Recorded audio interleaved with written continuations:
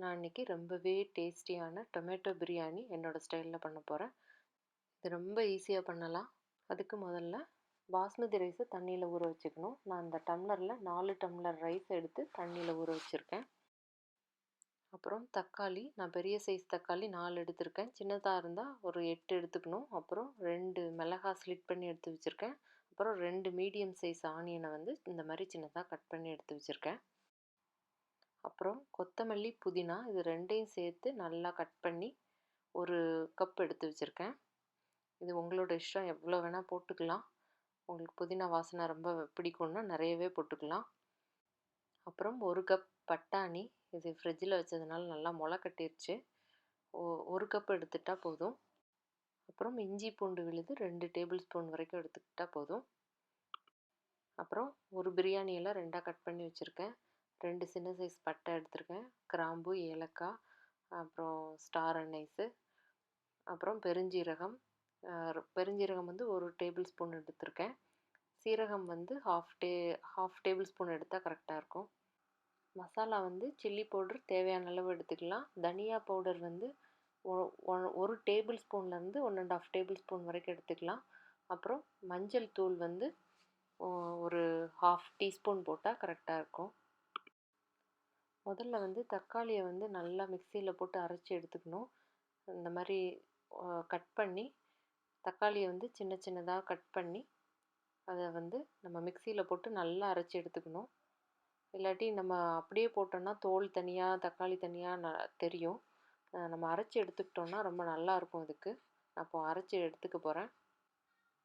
இப்போ தக்காளியை நல்லா அரைச்சாச்சு. ரொம்பவே நல்லா அரைச்சி எடுத்துக்கணும். பேன் சூடானதும் அதில் வந்து 2 டீஸ்பூன் நெய் விடுறேன். நான் வந்து நெய் அண்டு எண்ணெய் 2யும் யூஸ் பண்ணுவேன்.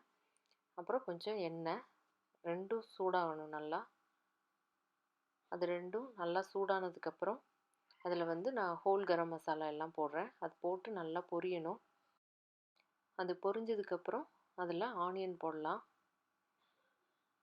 ஆனியன் போடும்போதே வந்து நம்ம வந்து மிளகாவையும் போட்டுடலாம். பச்சை மிளகாவையும் அதோடு சேர்த்து நம்ம போட்டுடலாம். இதெல்லாம் போட்டு நம்ம ஒரு 2-3 மினிட்ஸு மீடியம் ஃப்ளேமில் நல்லா இதை வதக்கணும். இப்போது வெங்காயம் வந்து 3/4 குக் ஆயிடுச்சு. இது வந்து கொஞ்சம் சாஃப்ட் ஆயிடுச்சு. இது கொஞ்சம் ப்ரௌன் ஆகிறதுக்கு கொஞ்சம் முன்னாடி ஸ்டேஜ். இந்த ஸ்டேஜில் வந்து நம்ம வந்து இஞ்சி பூண்டு விழுது சேர்த்துடலாம். இஞ்சி பூண்டு விழுது சேர்த்து அதோட வாசனை நல்லா போகிற வரைக்கும் நம்ம அதை குக் பண்ணணும். இது ஒரு 1 or 2 மினிட்ஸ் ஆகும் ஸ்லோ ஃப்ளேமில் வச்சு குக் பண்ணும்போது. இது குக் ஆகிட்டு இருக்கும்போதே இதுக்கு தேவையான அளவு உப்பு சேர்த்துடலாம். இது ஃப்ரை ஆகிட்டு இருக்கும்போதே நம்ம புதினா கொத்தமல்லி கட் பண்ணி வச்சுருக்கோம் இல்லையா, அதில் வந்து பாதி உப்பு சேர்க்கணும். மீதி வந்து நம்ம கடைசியில் சேர்த்தா போதும். அதையும் சேர்த்து நல்லா நம்ம வதக்கணும். இதெல்லாம் கொஞ்சம் வதங்கினதுக்கப்புறம் நம்ம பட்டாணியையும் சேர்த்து 1 நிமிஷம் நம்ம வதக்கணும்.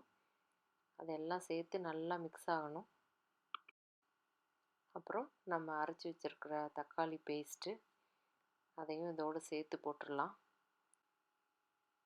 தக்காளியில் வந்து ரா ஸ்மெல்லு நல்லா நிறையவே இருக்கும். நம்ம அரைச்சி போடும்போது அந்த வாசனை நல்லாவே இருக்கும். ஸோ நம்ம வந்து இதை வந்து நல்லா லோ ஃப்ளேமில் வச்சுட்டு ஒரு 5 மினிட்ஸு நம்ம அப்படியே இதை விட்டுறணும். அது நல்லா கொதித்து அதோடய வாசனையெல்லாம் போகும். அது வரைக்கும் நம்ம குக் பண்ணணும்.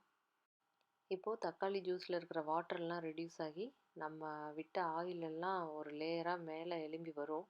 அது வரைக்கும் நம்ம தக்காளியை நல்லா குக் பண்ணணும். அதுக்கப்புறம் நம்ம மசாலா எல்லாம் ஆட் பண்ணிடலாம். மசாலாவெல்லாம் ஆட் பண்ணி நல்லா மிக்ஸ் பண்ணி விட்டுட்டு அதை ஒரு 2-3 மினிட்ஸ் நல்லா குக் பண்ணணும். அப்போ தான் அதோட வாசனை எல்லாம் போகும். இப்போது தக்காளியோட மசாலாலாம் சேர்ந்து நல்லா மிக்ஸ் ஆகிடுச்சு.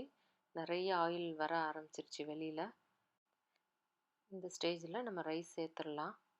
தண்ணி அளவு வந்து ஏற்கனவே நம்ம தக்காளி ஜூஸ் நிறைய சேர்த்துருக்கிறதுனால ரைஸ் முழுகிற அளவுக்கு தண்ணி சேர்த்துட்டு அதோட கொஞ்சம் கூட சேர்க்கலாம். ஒரு 1/2 இன்ச்சுக்கும் கொஞ்சம் கீழே இருக்கிற மாதிரி தண்ணி சேர்த்துட்டா கரெக்டாக இருக்கும். நான் எப்போவுமே அப்படி தான் சேர்ப்பேன்.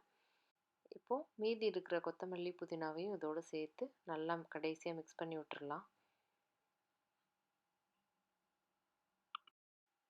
இப்போது நான் அதை மூடி ப்ரெஷர் குக்கரில் ஒரு 2 விசில் வரைக்கும் நான் வேக விட போகிறேன்.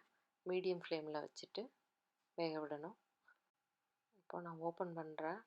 ரொம்பவே நல்லா வெந்திருக்கு ரைஸு எல்லாமே சேர்ந்து.